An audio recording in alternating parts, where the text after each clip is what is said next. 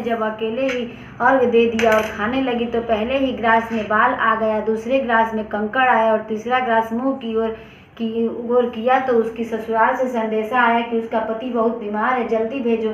माँ ने तब लड़की को विदा किया और कहा कि रास्ते में जो भी मिले उसके पांव लगना और जो कोई सुहाग का आशीष दे तो उसके पल्ले में गांठ लगाकर उसे कुछ रुपए देना।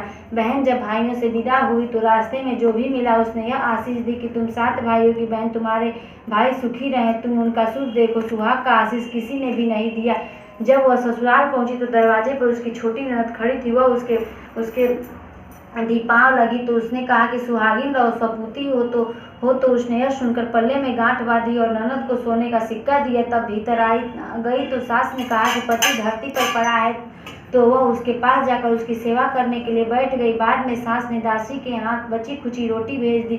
इस प्रकार से समय बीतते बीतते मार्गशीर्ष की चौथ आई तो चौथ माता बोली, करवा ले भाइयों की प्यारी करवा ले। लेकिन जब उसे चौथ माता नहीं दिखलाई दी तो वह बोली, हे माता, आपने मुझे उजाड़ा तो आप ही मेरा उद्धार करोगी, आपको मेरा सुहाग देना पड़ेगा। तब उस चौथ माता ने बताया कि पौष की चौथ आएगी, वह मेरे से बड़ी है, उसे ही सब कहना, वहीं तुम्हारी सुहाग वापस देगी। पौष की चौथ आकर चली गई, माघ की चली गई, फाल्गुन की चली गई, चैत वैशाख जेठ आषाढ़ और श्रावण भादो की सभी चौथ आई और यही कहकर चली गई कि आगे वाली को कहना। असौज की चौथ आई तो उसने बताया कि तुम पर कार्तिक की चौथ नाराज है, उसी ने तुम्हारा सुहाग लिया है, वही वापस कर सकती है, वही आएगी तो पांव पकड़कर विनती करना। यह बताकर वह भी चली गई। जब कार्तिक की चौथ आई तो वह गुस्से में बोली, भाइयों की प्यारी करवा ले, दिन में चांद